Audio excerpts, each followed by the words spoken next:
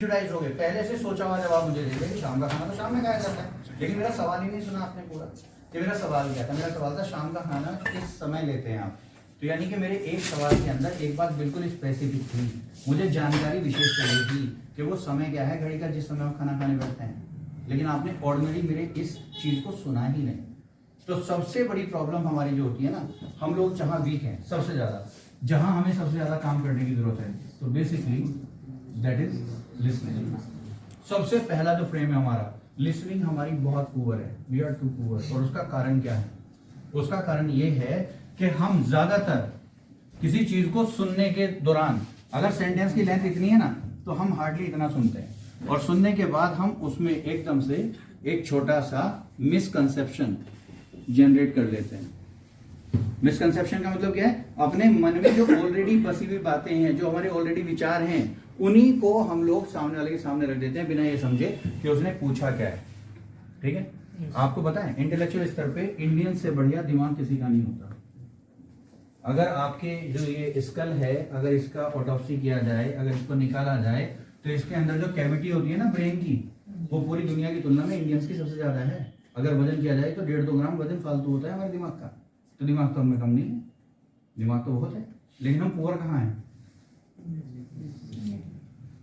क्यों? क्योंकि खुद हमारे बारे में कहा जाता है कि हमें मात्र 14 सेकंड लेते हैं हम लोग, मैक्सिमम 14 सेकंड हम लेते हैं किसी के सवाल को सुनने के बाद जवाब देने में, जंप करते हैं एकदम। और यही सबसे बड़ी गलती होती है, सबसे बड़ी गलती हम लोग यही करते हैं। पहले सुन लो, ठीक है? और दूसरी बात, व्यवस्था कितनी बढ़िया है आज की डेट में, इतने छोटे छोटे शब्द बन गए हैं हमारी व्यवस्था में कि अगर कोई चीज आपके सुनने के बाद समझ में नहीं आई ना, तो हमको सिर्फ इतना कहना पड़ता है, पार्डन सर। सामने वाला तैयार है दोबारा बोलने के लिए, लेकिन हमको पार्डन कहने का जोखिम नहीं उठाना चाहते। हमें लगता है हमने पार्डन बोला तो सामने वाला सोचेगा यार ये तो कुछ जानता ही नहीं। वो ऐसा नहीं सोचेगा। आप ऐसा सोचते हैं कि वो ऐसा सोचेगा, लेकिन वो कैसा सोचेगा? वो आपके बारे में सोचेगा, यार इस बच्चे को हो सकता है सुनने में कोई प्रॉब्लम रही हो और इसने रिपीट किया है, तो बंदा अटेंटिव है, ध्यान देने वाला है। कौन सा एम्प्लॉयर होगा जो ऐसा बंदा नहीं चाहेगा कि उसका बंदा अटेंटिव हो? सब चाहेंगे ना। और उसे कैसे पता चलेगा कि आप अटेंटिव हो? Does he have any thermometer? क्या उसके पास कोई थर्मोमीटर की लगा के देख लिया माथे पे, हाँ तू कैसा? इट इज नॉट दैट ना। तो हमारे हाव भाव से पता चलता है कि वेदर हम अटेंटिव है या नहीं। तो सबसे पहला काम है आप अपनी लिसनिंग को इम्प्रूव करें। अच्छा, लिसनिंग इम्प्रूव करने के ऊपर क्या है? हमारे घरों में एक हमारे साथ बहुत गलत बात हुई है शुरू से, और वो क्या बात है? बड़ों से जबान लड़ाते कब है? मेरे तो समझ में आते नहीं है लड़ाते कब है, लेकिन हमें सुनने के लिए मिलता है। और मजे की बात है वो हम लड़ाते ही नहीं, और घर वाले कहते हैं लड़ाते नहीं, और हम समझ जाते हैं लड़ाते नहीं। हमने किया नहीं, फिर भी हमको पता है कि क्या चीज ना लड़ाने की बात की जाए, लेकिन गलत तरीके से तो वो हमें कहते हैं और गलत तरीके से हमसे समझते हैं। वो गलत तरीका क्या है? उनके जबान लड़ाने का मतलब ये होता है कि आप बड़ों से एक बद इखलाकी ना करें, आप सलीके से पेश आए, लेकिन वो उसे गलत जगह चुन करके गलत तरीके से आपको बोल देते हैं, तो हमारे पास मैसेज ही गलत चला जाता है। इसलिए आपने देखा होगा, एक छोटी सी बात बोलूंगा, प्लीज झगड़े वाली बात ना करना, बाहर जाकर के कभी आप जिस दिन तमंचा लेके मेरे को ऐसा ना करना, लेकिन एक बात बोलता हूँ वो छोटी सी। हमारे माँ बाप एक वो गलत बात हमारे साथ करते हैं जिसकी वजह से आप लोगों को परेशानी होती है। और वो गलत बात क्या करते हैं, सुन लीजिएगा। जब भी हमारे घर में कोई आगंतुक आता है, कोई गेस्ट आता है, तो हमारी जिम्मेदारी कितनी होती है? ज्यादा से ज्यादा दरवाजा खोल के उसे रिसीव करनी, या हद हो गई तो जब हमारे पेरेंट्स उनके साथ बैठे होते हैं तो हमें चाय या पानी लाने के लिए बोला जाता है। अगर वो पानी देते वक्त हमने वहाँ थोड़ा टाइम स्टे कर दिया, अगर हम थोड़ा टाइम रुक गए, तो उसके जाने के बाद हमारी क्लास लगती है। तमीज नहीं है तुम्हें? क्या कर रहे थे तुम? आइंदा ध्यान रखना, सिर्फ हमें पानी देनी है, नमस्ते करनी है, अस्सलाम वालेकुम बोलना है और वापस चला जाना है। नहीं, कारण वो इस सोसाइटी से हमें बचाना चाहते हैं, लेकिन तरीका गलत है। वो ये भूल जाते हैं कि आगे जाकर के इसी सोसाइटी का हमें हिस्सा बनना है, इन्हीं से हमें डील करना है। तो उन्हें बिठाना चाहिए, हमें ऑब्जर्व करने देना चाहिए, और उसके जाने के बाद उन्हें बताना चाहिए कि यार ये बंदा ऐसे था, ये ऐसे बैठा था, ये ऐसे बोल रहा था, ये इस तरह की बात कर रहा था, इसका मतलब ये निकलता है। तो क्या होता है कि वो हमें सर्टेन वे में नर्चर करते हैं। तो हमारे मन में किसी भी अजनबी से बात करते हुए नेचुरली एक सेंस ऑफ स्केरिज्म, यानी कि एक डर पैदा हो जाता है, और वो किसी एक जगह पे नहीं, हर जगह। अगर आप बहुत सारे बच्चे आप बैठे हैं, मैं अभी आप में से किसी को कहूँ ना भाई जाओ जरा यहाँ आसपास के मेडिकल स्टोर पे से सबसे बढ़िया सा एंटीबायोटिक का सब नाम पूछ के आओ, आई एम श्योर आप में से 90% बंदा मेडिकल तक जाएगा नहीं, खड़ा हुआ सोचता रहेगा यार मैं क्यों पूछूँ, कैसे पूछूँ, ये क्यों बताएगा, डांट दिया तो। कारण बचपन से मैं ऐसे ही सिखाया गया। अब इससे बाहर कौन ला सकता है हमें? मजे की बात कि समस्या तो है, लेकिन बाहर कौन ला सकता है? केवल एक आदमी। एक छोटा सा सवाल पूछूंगा,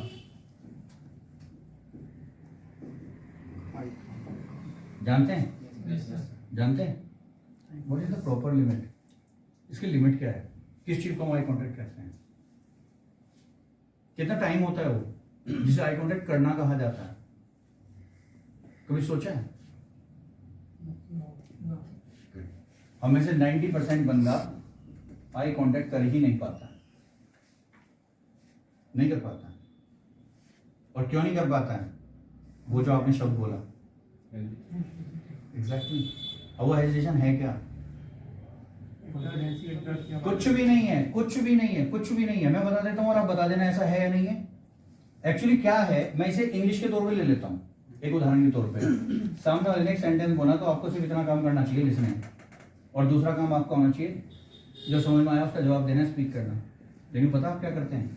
आपने पहले सुना, सुनने के बाद आप क्या करते हैं? Translate it into Hindi. तुरंत दूसरा काम, आपने ट्रांसलेट करना शुरू कर दिया, हिंदी में कर दिया। अब आपने ट्रांसलेट कर दिया, आपने देखा वाक्य के अंदर चुका चुकी आ गया, तो आप क्या करेंगे? Trying to find out the tense according to Hindi in English. आपने देखा ना वाक्य के अंदर चुका चुकी आ गया है, तो अब आप उसे डायग्नोस करोगे क्या? अरे यार ये तो प्रेजेंट परफेक्ट है, हो गया। अब क्या करोगे? यहां रुकेगा नहीं मामला, क्रिएट आंसर इन हिंदी। अब आप उसका जवाब तैयार करोगे हिंदी में। अब आप देखो 1 2 3 4 चौथे स्टेप पे आ गए हम। और स्टेप कितने रिक्वायर्ड थे? ये और ये। चौथे स्टेप पे आ गए हम और अभी पूरा नहीं हुआ हमारा काम। ये जो आपने क्रिएट किया ना आंसर इन हिंदी, यहां खत्म नहीं हुआ मामला। अब आप इसे क्या करोगे? Identify the tense according to Hindi in English. अब फिर से जो सेंटेंस आपका बन गया है उसका टेंस फाइंड आउट करोगे कहां बैठ रहा है, और तब कहीं जाकर के आप ट्रांसलेट इट इनटू इंग्लिश। हो गया, और तब कहीं जाके बोलने का काम होगा। अब देखिए 1 2 3 4 5 6 7। तो जहां 2 स्टेप करने का आपने कितने के स्टेप कर दिए? ठीक। मेरा बस छोटा सा सवाल है, तुम्हारे इस मेंटल अर्थमेटिक चलने के दौरान क्या सामने वाला जो तुमसे बात कर रहा है वो इंतजार करता रहेगा? वो तो पहला सेंटेंस बोल के चुप हो गया ना। अब वो तुम्हारा दिमाग चल रहा है पेरियोडिकली स्टेप पे, अब उसने दूसरा सेंटेंस बोल दिया तो तुम्हारा दिमाग पता क्या करेगा? इस चीज को तो नहीं रोक देगा, फिर से शुरू कर देगा। इसने में उसने तीसरा बोल दिया। ठीक। अगर तुम ही अपने कंप्यूटर पे एक ही टाइम में 3-4 सॉफ्टवेयर एक साथ खोल दोगे, तो अगर उसकी इनबिल्ट कैपेसिटी बहुत स्ट्रांग नहीं है, अगर उसका प्रोसेसर बहुत ज्यादा एक्स्ट्रा ऑर्डिनरी नहीं है, तो क्या हैंग होने का खतरा नहीं है? तो ये ना तुम्हारा माइंड यहाँ पे ब्लैंक हो जाता है, ये ब्लैंक हो जाता है, तुम प्रोसेस में इलझ जाते हो, तो दिमाग को एकदम समझ में नहीं आता कि फर्स्ट कमांड को कंप्लीट करना है कि लास्ट कमांड को कंप्लीट करना है। और यही चीज हेजिटेशन है भाई साहब। ना डर होता है हेजिटेशन, जिनमें हेजिटेशन नाम का डर होता है ना भैया, वो कभी अपनी पर्सनल प्रॉब्लम किसी से भी नहीं बता पाते, ना घर वालों से बता पाते, ना माता वालों से। और तुम अपने दोस्तों के साथ कंधे पे हाथ मार के बात कर सकते हो, इसका मतलब तुम्हारे अंदर हेजिटेशन नहीं है। सबसे पहले तो ये बात निकालो मन से। दूसरी बात, आदमी डरता किससे? नहीं, आई कॉन्टेक्ट से नहीं डरता किससे? अब मैं तुम्हें ये बता रहा हूँ देखो ना तुम, हम कितने अनअवेयर है। मैंने जानबूझ करके बात कुछ और की और अंगूठा में कहीं और ले गया, तो आपका दिमाग मेरी बातों से हटके मेरे अंगूठे को फॉलो कर रहा है ना? तो ये मामला फिर वहीं आता है। अटेंटिव कौन होगा? जिसके ऑडिटरी स्किल्स मजबूत होंगे, जिसकी लिसनिंग मजबूत होगी, जो चीजों को पहले लिसन करेगा, फिर देख के उनको स्किल उनका डेवलप करके देखेगा इसमें निकल क्या रहा है। और हम 90% क्या करते हैं? यही करते हैं जो आपने अभी किया। मैंने पूछा कुछ और, अंगूठा यहाँ ले गया जानबूझ के, तो तुम्हारे मुंह से वो निकला जो यहाँ था। एक तरह से मैंने आपका माइंड जो था हैक किया। ये हम करते हैं। तो आप होने क्यों देते हो दूसरे का, और दूसरे को करने क्यों देते हो अपना माइंड हैक? जरूरत नहीं है। फिर मैं बताता हूँ, ये आई कॉन्टेक्ट, आदमी कभी किसी से नहीं डरता, किस चीज़ से नहीं डरता। हेजिटेशन उससे किसी दूसरे से होती नहीं। अगर आप कहते हैं ना मुझे उससे हेजिटेशन नहीं है, गलत बोल रहे हैं, आपकी जानकारी गलत है। ऐसा क्यों है मैं ये भी बता देता हूँ। आज आप एक एक्सपेरिमेंट करना, घर पे जाना, 5 मिनट अपने शीशे के सामने खड़ा होना और अपनी ही आंखों में देखना एक टक, और कल को सर को आगे बताना कितना टाइम देखा तुमने। कोई बिरला होगा, बिरला कोई एक होगा आप में से जो 1.5 मिनट का अपनी ही आंखों में डाल के आई कांटेक्ट कर पाएगा। कोई एक आधा होगा जो अपनी ही आंखों में आंखें डाल के 1.5 मिनट वहां पे खड़ा रह सकता है। आप अपने आप से डरते हैं, किसी और से नहीं डरते, क्योंकि तुम्हारी गलती सबसे पहले तुम्हें पता है, दूसरे को तो बाद में पता चलेगी। तो बोलने से पहले तुम सोचते हो कहीं मैं गलती ना कर दूं, तुम्हें ऐसा लगता है कहीं मैं गलती ना कर दूं, तुम्हें ऐसा लगता है कहीं मेरी गलती दूसरे वाला ना पकड़े, वो तो बाद में पकड़ेगा, तुमने तो बोलने से पहले सोच लिया। तो यही चीजें आपको बेसिकली जितनी भी आपके अंदर हुनर है, जितनी भी आपके अंदर एबिलिटी है, उसको बाहर निकालने से डरते हैं। और इसका सबसे बुरी बात पता है इसमें क्या है, इसका सॉल्यूशन आपके अलावा किसी और के पास नहीं होता। दुनिया का जो भी इंसान बोलता है कि मैं तुम्हारी समस्या का हल कर दूंगा, नहीं कर सकता भाई, वो सिर्फ अपनी बात बता रहा है तुमको, हल तुम ही कर सकते हो, कोई कर नहीं सकता। अब समस्या ये है कि हम हल क्यों कर सकते हैं तो हम करते क्यों नहीं।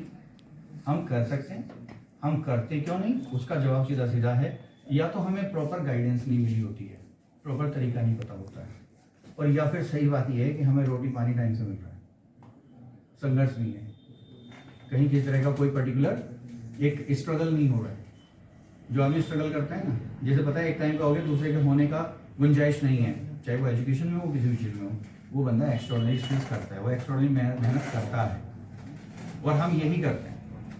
इसी वजह से हमसे ये चीज़ें बड़ी होती चली जाती हैं। अच्छा, एक सबसे बड़ी बात मैं आपको बताता हूँ, बहुत छोटी सी।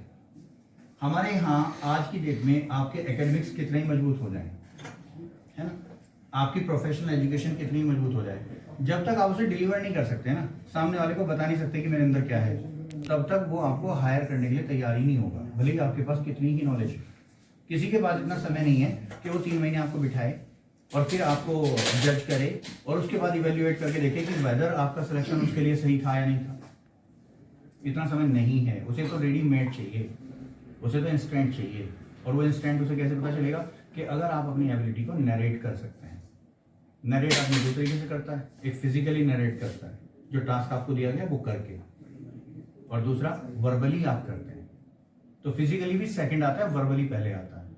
उसका तरीका क्या है, अपना एक फ्रेंड सर्कल मेंटेन करना, जैसे आप लोग हैं तो वो वाला फ्रेंड सर्कल मेंटेन करो जिसके अंदर ऑलरेडी वही चीजें चल रही हो जिनकी आपको जरूरत है। जिस स्किल्स में आप महारत हासिल करना चाह रहे हो वो फ्रेंड सर्कल वहीं पे बनाओ फॉर टाइम बिंग, कुछ समय के लिए, और उसमें इन्वॉल्व हो जाओ।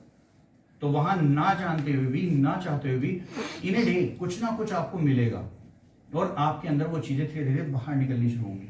ओपन अप करना पड़ता है, खुलना पड़ता है, बोलना पड़ता है, निकलना पड़ता है, बताना पड़ता है।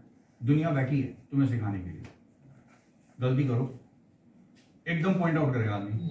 तो हम इसे क्या करते हैं, यहाँ लेते हैं, कितनी मेहनत करके बताया था यार, बताओ गलती निकाल दी, ऐसे क्यों लेते हो यार, ऐसे लो ना, देखो यार एक चीज आज मेरी लाइफ में से कम हो गई, ये वाली गलती अब दोबारा नहीं होगी, बताओ भाई कैसे करना है।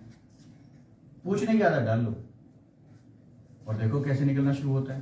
तो दुनिया में कोई भी काम ऐसा नहीं है जो आपसे बाहर है। वो फर्क इतना है कि क्या आपने अपना माइंडसेट उस चीज के लिए बनाया हुआ है, क्या आपने अपने जहन को उसके लिए तैयार किया हुआ है।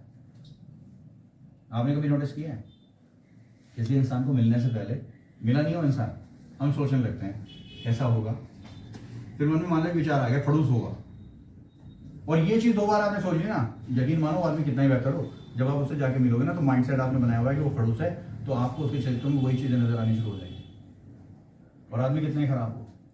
लेकिन आपने उसके बारे में पॉइंट ऑफ व्यू ये बना के सुना, यार खराब है दुनिया के लिए, मेरे लिए तो नहीं होगा, मेरे लिए हो सकता है अच्छा हो, और आप जब इस पॉइंट ऑफ व्यू से मिलोगे तो आप उसमें अच्छा ही नजर आनी शुरू हो जाएगी। ऐसा ही हमारे स्किल्स में होता है।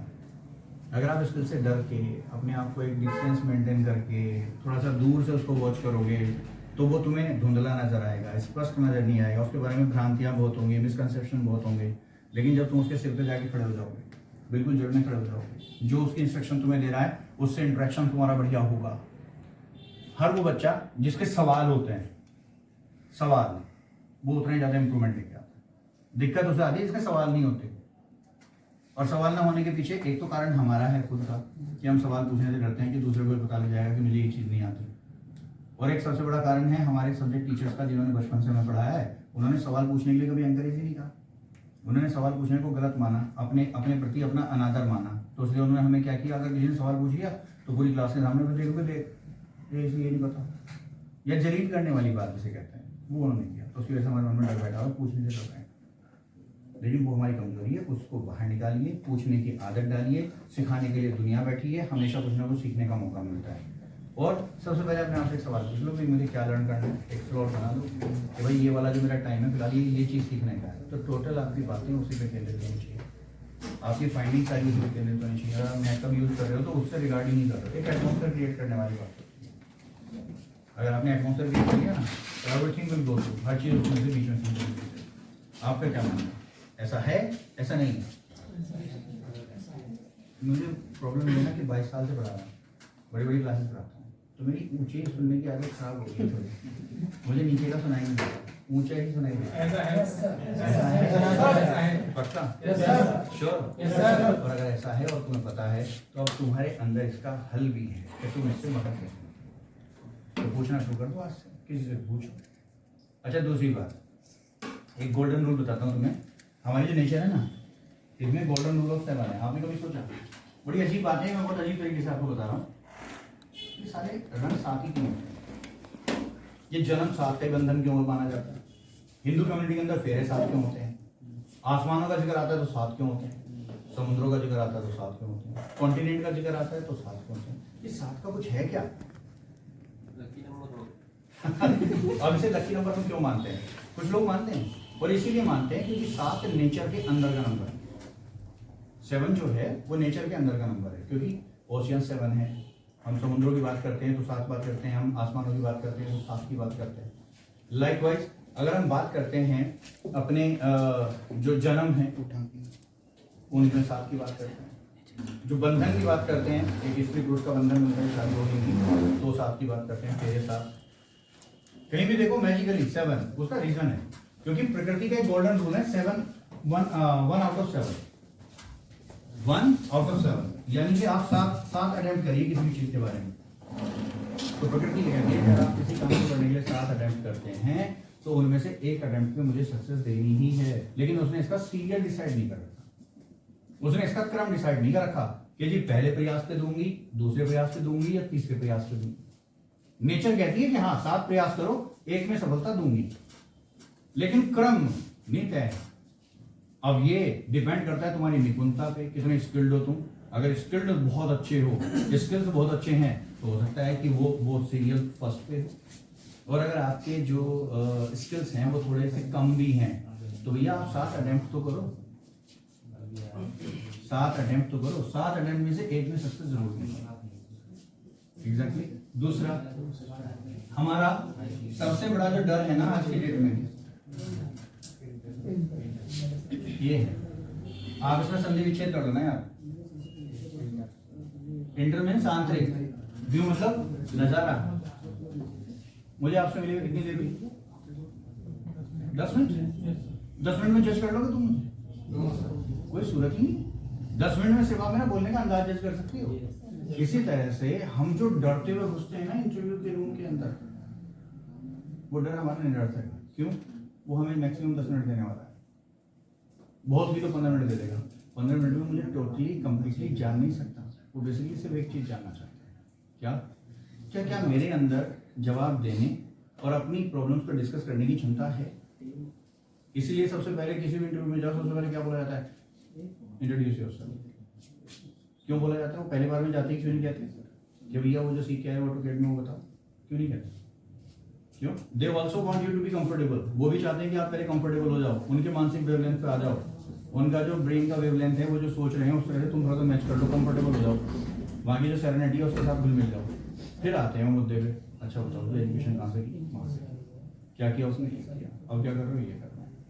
अगर सवाल तुमने सुन लिया, समझ लिया, तो दो ही परिस्थिति तो है, या तो सवाल का जवाब तुम्हारे पास है या नहीं। अगर नहीं है तो किसी भी सूरत में तुम वहाँ पैदा कर ही नहीं सकते, और अगर है तो वैसे शब्दों का चयन सब सिलेक्ट करने हैं और तुम्हें बोलना है, इतना से चाहिए। एक सबसे बड़ा फिनोमेना आज की डेट में मैंने देखा है, हम लोग ये सोचते हैं कि अगर मैं इंटरव्यू में जाऊंगा और अगर कोई बंदा कोई सवाल कर रहा है और मैं उसके सवाल का जुगाड़ कर दूं, जुगाड़ करने से मतलब होता है टेम्परेरी मेकशिफ्ट अरेंजमेंट करके एक आंसर क्रिएट करके दे दूं, तो आप अपने आप को संतुष्ट कर रहे हैं। सामने पूछने वाला, सवाल को पूछने वाला ऑलरेडी वही सवाल पूछेगा जिसके बारे में उसे मालूम है। अगर किसी सवाल का आंसर उसे नहीं आता ना, पूछेगा नहीं तुमसे, और जब उसे आंसर पता है और तुम उस आंसर को घोपड़ चोट करके दे रहे हो उसको, तो तुम्हारे बारे में वो अच्छा व्यू। तो इसे कहने में कोई बुराई नहीं होती। अगर कोई सवाल पूछा गया, आपको जानकारी नहीं है, तो आप सीधा स्वीकार करो, extremely sorry sir, I am not aware of it, could you please tell me. मेरे को नहीं मालूम सर, आपको बता देंगे क्या होगा। हो सकता है ज्यादा से ज्यादा कि 1% आपको वहां से सफलता ना मिले, लेकिन उस बंदे के दिमाग में तुम्हारी इमेज जाएगी कि बंदा सीखने वाला है। हो सकता है कि वो तुम्हें वहाँ डिफाइन कर दे, हल्का सा कोई ओवरव्यू दे दे। अब अगले इंटरव्यू के अंदर वही सवाल तुम्हें मात नहीं दे सकता। अब तुम जानकार हो, क्योंकि मैं तो सीधी सीधी एक बात में विश्वास करता हूँ। बहुत पहले मैंने देखा था, एक ओरिएंट नाम का ब्रांड आता है, उन्होंने एक पंखा लॉन्च किया और उस पंखे के साथ उन्होंने एक वर्ड लिख दिया PSP, ये लिख दिया उन्होंने, ठीक है। अब हर कोई जाता तो दुकानदार बेचता ओरिएंट का फैन ले आओ जिसके अंदर PSP हो। ना तो बेचने वाले को पता था PSP क्या है और ना खरीदने वाले को पता था PSP क्या है, और मतलब भी नहीं था। उन्हें लगता कुछ है और पंखों में तो नहीं है, इसमें है, बिक गया पंखा। अब कुछ दिनों बाद PSPO का मतलब ओरिएंट PSPO का ऐड आया टीवी के ऊपर।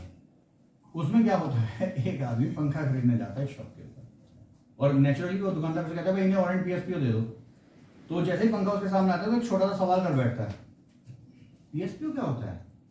तो सबसे पहले तो दुकानदार कहता है तू PSPO नहीं जानता? फिर उसका चेला कहता है तू PSPO नहीं जानता? तो ऐड में दिखाया गया कि खंबे पे लटका हुआ आदमी बोल रहा है, कपड़े झटकती हुई लड़की बोल रही है, सब बोल रहे हैं, तो बेचारा नर्वस हो जाता है। ये हमारे साथ बचपन से हुआ है, पूछने पे हमें डिमोरलाइज किया गया तो हमने अपना वो बना लिया। लेकिन वो क्या था, PSPO का मतलब था पीक स्पीड परफॉर्मेंस आउटपुट, यानी कि ये पंखा जब अपनी पीक स्पीड पे पहुंचता है तो उस समय कितनी आउटपुट देता है, कितनी एयर जनरेट करता है। ऐसे ही म्यूजिकल डिवाइस में होता है PSMO, peak speed musical performance something like that, PSPO ऐसा होता है, ठीक है। लेकिन इससे मुझे क्या मिला, मैं वो बताता हूँ आपको। जो मुझे मिला, क्या मिला, उन्होंने कहा कि ये PSPO नहीं जानता, तो बाद में पूछता है फिर दोबारा होता क्या है PSPO बताओ, तो तब ऐड के अंदर वो डिफाइन किया जाता है PSPO क्या है। वो उसका अंदर का वो दिखाते हैं, ग्राफिक दिखा के बता देते हैं कि जिसके जो आर्मेचर है वो इस तरह का है और ये इतनी स्पीड जनरेट करता है, इसमें 2 बार बियरिंग है, इसकी वजह से ज्यादा देर तक हवा देता है, ऑल दैट। समझ गया? उससे क्या पता चलता है, 5 मिनट पहले उसे नहीं पता था PSPO क्या है, 5 मिनट बाद उसे पता है PSPO क्या है। अब कोई PSPO को उसकी मजाक नहीं बना सकता, दूसरी बार कोई पूछेगा PSPO तो बता देगा ये है। ऐसे ही हमारे साथ होता है, सवाल पूछने से पहले हम लोग ये करते हैं यार ये आदमी को पता चल जाएगा, मेरे को नहीं आता, इसको पता चलेगा, पूरी दुनिया को पता चलेगा। जब हम डिफाइन कर लेंगे, समझ लेंगे, पूरी दुनिया को हम जवाब दे सकते हैं, ठीक। अच्छा, इंग्लिश में कहा जाता है, कभी आपने ये वर्ड देखा है, कमांड का वर्ड है ये, देखा है? ओके। और ये यहां से आता है, habit becomes a habit. Habit है ए बिट, एक बिट। ऐसा मैं इसलिए बोल रहा हूं, अगर कोई भी चीज आपको डराती है, कोई भी चीज आपको अपनी कमजोरी लगती है, आप उसको थोड़ा थोड़ा करना शुरू कर दो। आप थोड़ा थोड़ा करते रहेंगे, बहुत जल्दी वो बहुत ज्यादा में कन्वर्ट हो जाता है। लेकिन होगा तभी जब आप करेंगे, किसी और के करने से नहीं होगा। आप करेंगे, चीजें धीरे धीरे इंप्रूव करने लगेंगी। क्या लगता है, ऐसा है ऐसा नहीं? ऐसा है। आप ही ऐसा मानते हैं, केवल मैं ही ऐसा मानता हूँ? तो इसका सॉल्यूशन हो सकता है कि नहीं हो सकता है? हो सकता है। ओके, अब मैं एक छोटी सी बात पूछूं। आप में से कितने ऐसे लोग हैं जो जब यहाँ आते हैं, अपने टीचरों से मिलते हैं, अपने इंस्ट्रक्टर से मिलते हैं, अपने साथ वालों से मिलते हैं, तो फॉर्मली शेक हैंड करते हैं? कितने करते हैं? देखो, अब हमारी सोसाइटी में 3 तरह के आदमी होते हैं। पहले तो होते हैं ये वाले, है ना, इनका तो साफ पता है। एक होता है ये वाले, ये सबसे बढ़िया है, इनका पता नहीं है। ये वाला जो ग्रुप होता है ना, ये बहुत बेकार होता है, क्योंकि इनको लग रहा है कि अगर है वालों को कुछ बढ़ रहा तो हाँ जी है, और अगर लग रहा है कि नहीं ये तो कुछ भी नहीं मिल रहा तो अपने नीचे भी करना है। तो कभी भी ना इस श्रेणी में नहीं होना चाहिए। या तो आपको इसमें होना चाहिए, गुंजाइश है, और ये आपको इसमें होना चाहिए। और जो इस वाली श्रेणी में होते हैं ना, वो बेचारे परेशान करते हैं, क्योंकि वो डोल ड्रम्स में रहते हैं और डिसाइड नहीं करते रहते। वो लाइन के एक पर ऊपर एक पर नीचे, ये प्रॉब्लम है, ठीक है। अब भी आपने देखा होगा, आप में से सबसे पहले हाथ एक ही आदमी ने उठाया, बाद में फिर सोचे यार इसने हाथ उठा लिया और इसे ताजमहल का कारीगर नहीं बनाया गया, इसका मतलब सेफ है, अब तुम भी उठाओ। तो हम क्या है, कुत्ता पालना चाहते हैं, लेकिन वैक्सीनेशन कोई और कराए। भौंके तो आवाज उसके हमारे घर से जाए, लोग डरे तो हमारा नाम लेके बोले उसका कुत्ता बड़ा खतरनाक है, लेकिन खाना उसका कोई और बनाए। नहीं तो कुत्ता पालना तो चाहते हैं, लेकिन उसके साथ जो जिम्मेदारियां वो नहीं उठाना। वही हमारे साथ है। अगर वास्तव में आप अपने आप को, क्योंकि आप एक सिंपल कोई कोर्स नहीं कर रहे हैं, आप एक प्रोफेशनल कोर्स कर रहे हैं जिसके अंदर स्किल्स हाईली डेवलप होनी चाहिए, तो उसके लिए आपकी बॉडी काइनेटिक्स से, आपकी बॉडी लैंग्वेज से चीज़ें नजर आनी चाहिए। और वो ओवरनाइट तैयार नहीं होती है। तो आप अपना रोज इस एटमोसफेयर में आ रहे हैं, अच्छे बंदे आपके पास हैं, अच्छे इंस्ट्रक्टर्स आपके पास हैं, तो उनसे वैसे ट्रीट करिए, उनके साथ समय बिताइए, उनसे अपनी प्रॉब्लम डिस्कस करिए, उनसे पूछिए, उनकी नॉलेज को निचोड़िए। टीचर क्या होता है, एक बाल्टी होती है, उसके अंदर पानी भरा होता है, आप होते हैं एक छोटा सा पफ, वो पानी को निचोड़ने वाला जो होता है, स्पंज कहते हैं, स्पंज वो पफ होते हैं, डाले जाओ निचोड़े जाओ बाहर, डाले जाओ निचोड़े जाओ। टीचर कभी खत्म नहीं होता, और उसमें जितना होता है ना अंदर पड़ा रहता है, उसको पता नहीं रहता, निकालने वाले आप होते हैं। जितना अंदर डाल के निकालोगे उतना टीचर निकाल के देता रहेगा, कभी मार नहीं खाओगे, बस इतना कर लो, बढ़िया होता है। और डेली की अपनी हैबिट थोड़ी चेंज, जब यहाँ आते हैं तो अपने जिसको हम अच्छे से जानते हैं उससे भी शेक हैंड करो, जिसे थोड़ा कम जानते हो उससे भी शेक हैंड करो, जिसे बिल्कुल नहीं जानते उससे भी शेक हैंड करो, तो आपका कॉन्फिडेंस लेवल धीरे धीरे अपने आप बूस्ट हो जाएगा। दूसरे, क्लास के अंदर एक छोटा सा नियम बना लो कि जी बिल्कुल भी मेरी जो कमर है वो बैक रेस्ट को नहीं छूनी चाहिए। अगर क्लास में बैठने के दौरान एक स्टूडेंट की जो बैक रेस्ट है वो उसकी चेयर के बैक रेस्ट को छू रही है, तो वो बंदा 10 मिनट से ज्यादा अटेंटिव हो ही नहीं सकता, किसी भी सूरत में नहीं हो सकता। क्योंकि जैसे ही आपकी मेरी रज्जू इस कंडीशन में आएगी, आपकी कशेरुका का दंड इस कंडीशन में आएगी, 100% आपके दिमाग के अंदर जो न्यूरॉन्स हैं यहाँ इकट्ठे होने शुरू हो जाएंगे। आपने कभी नोटिस किया है, जब आप पढ़ रहे होते हैं नींद आती है, टीवी देखते तो नींद नहीं आती, क्यों? क्योंकि आप गौर करो, पढ़ते समय आपका पोस्चर ऐसे होता है और टीवी देखते समय कभी भी पोस्चर ऐसे नहीं होता, है ना? तो जन्म के साथ ही आपके दिमाग में एक चीज पैदा होती है, सब एक्चुअली प्रकृति ने तय किया हुआ है, हमें तो यूज करना आना चाहिए। सामान सब दे रखा है उसने भरपूर। जब बच्चा पैदा होता है ना तो उसके दिमाग में कुछ न्यूरॉन्स अलग से पैदा होते हैं, उनका कोई काम नहीं होता, उनको फ्री न्यूरॉन्स कहते हैं। वो इसलिए होते हैं जब आप बुढ़ापे की तरफ अग्रसर होते हैं तो धीरे धीरे आपके न्यूरॉन्स डेड होने लगते हैं, तो मरे हुए न्यूरॉन्स की जगह लेने के लिए वो आते हैं। तो जब हम लोग बैठ के ऐसे करते हैं ना, थोड़ा सा दिमाग को आगे तरफ आते हैं, तो हमारे जो दिमाग का ये वाला हिस्सा है ना, ये निंद्रा को कंट्रोल करता है। तो हमारे जो न्यूरॉन्स हैं फ्री, जिन्हें कुछ नहीं करना है, तो जब हम ऐसे बैठ के पढ़ते हैं तो जो ब्लड फ्लो हमारा आगे की तरफ आता है उसके साथ ही यहाँ पे इकट्ठा हो जाते हैं और हमारे निंद्रा वाले पोर्शन को जागृत कर देते हैं, इसलिए हमें नींद आती है। इसीलिए आपका शरीर थोड़ी देर बाद आपको क्या करता है, ऐसे करते हो आप, फिर थोड़ा सा रिलैक्स हो जाते हो, फिर बैठते हो, फिर वही सेम पोजीशन आ जाती है। और क्यों? क्योंकि हमने अपनी बैक को आराम दिया हुआ है। तो अगर पढ़ते हुए अटेंटिवली आप कहीं बैठे हैं और आपकी बैक रेस्ट पीछे नहीं छोड़ी है, तो आपका अटेंशन लेवल हमेशा बढ़िया रहेगा, आपको कभी भूल चूक लगेगी। ये काम आपकी जगह कोई नहीं कर सकता। तो जो भी मैंने इतनी सारी बातें आपको बोली हैं उनको इन शॉर्ट में आपको बता देता हूँ कि एक तो अपना लोगों के साथ मिलने का रवैया बदलिए, हर किसी से, अजनबी से अजनबी इंसान से मिलिए, स्माइल वियर करके मिलिए और बिल्कुल वार्मली उसको शेक हैंड करिए, ठीक। और वो जो दैनिक बोलचाल की बात है ना, how you doing, how is going on, ये सिंपल चीज़ है, ये आजकल नेट पे भी बहुत उपलब्ध है, कोई भी तुम्हारे गुरुजन तुम्हें बता सकते हैं, क्योंकि शुरुआत यहीं से होती है, बाकी चीज़ें तो सेकेंडरी बाद में आएंगी, शुरुआत यहाँ से होती है। जब आप इनमें कंफर्टेबल हो जाओगे ना, तो जिसे आप हेजिटेशन कहते हो वो यहाँ से हटनी शुरू हो जाएगी, निकलनी शुरू हो जाएगी, बाकी चीज़ें अपने आप फर्दर उसमें डेवलपमेंट लेके आनी शुरू हो जाएगी। इतना आप करना शुरू करिए और चीज़ें हमेशा आपके कंट्रोल में आती चली जाएंगी, फिर कंटिन्यू करो आपको। क्लियर है? बात आ रही है समझ में? अब अगर किसी का कोई क्वेश्चन हो तो बात समझ आ रही हो, जिसका सवाल उसे लगता है कि इसका जवाब मैं दे सकता हूँ पूछ ले, वरना उसके बाद हमारी रहूँगा। 14 सेकंड मैक्सिमम। अगर आप 14 सेकंड से ज़्यादा किसी को निहारोगे ना तो फिर वो आई कॉन्टेक्ट नहीं रहेगा, वो स्टेयरिंग हो जाएगी। और हाँ, इंटरव्यू के लिए एक और बहुत अच्छा होता था आपको, इंटरव्यू में हमारी प्रॉब्लम ये होती है कि 3 आदमी बैठे हैं, एक आदमी ने सवाल पूछा, तो जब सवाल पूछ रहा है जब तो नेचुरली हमारी अटेंशन उस पर होती है, लेकिन हम गलती यहाँ करते हैं कि जवाब देते वक्त भी हम अटेंशन उस पर रखते हैं, जबकि होना क्या चाहिए, इंसान के अंदर ईगो होती है और बहुत जल्दी हर्ट होती है। तो अगर कहीं 3 आदमी बैठे हैं ना, तो जिसने सवाल पूछा है जवाब उससे शुरू करो, लेकिन जवाब देते हुए 3 या 4 के ऊपर आपका प्रॉपर अटेंशन होना चाहिए, ताकि उन्हें ये ना लगे कि आपने उनको अनअटेंटिव छोड़ा। और 14 सेकंड से ज्यादा किसी की आंखों में ऐसे देखोगे तो बंदा वो अनईजी हो जाएगा या तुम्हारे बारे में गलत विचार रखेगा। तो इसलिए हर 14 सेकंड के अंदर आप डायरेक्ट कर सकते हैं, थोड़ा सा अपने आई कॉन्टेक्ट को हटा सकते हैं। उसका सबसे बढ़िया तरीका होता है अपनी तरफ वॉच करे और सामने वॉच करिए, ऐसे मत देख लेना कभी भी। इसे देखने का मतलब ये होता है कि बंदा इस बात के ऊपर सोच रहा है कि 15 मिनट के अंदर क्या होने वाला है, ये बताता है, सामने वाले को पता चलता है, साइकोलॉजी से बहुत पता चलता है। अगर आप ऐसे देख रहे हैं तो आने वाले 45 मिनट के अंदर कुछ है, उसके बारे में आप सोच रहे हैं। अगर आप लेफ्ट हैंड साइड के ऊपर की तरफ देख रहे हो तो इसका मतलब तुम्हें पता नहीं है, तुम ट्रेस करने की कोशिश कर रहे हो कि कहाँ क्या कैसे था।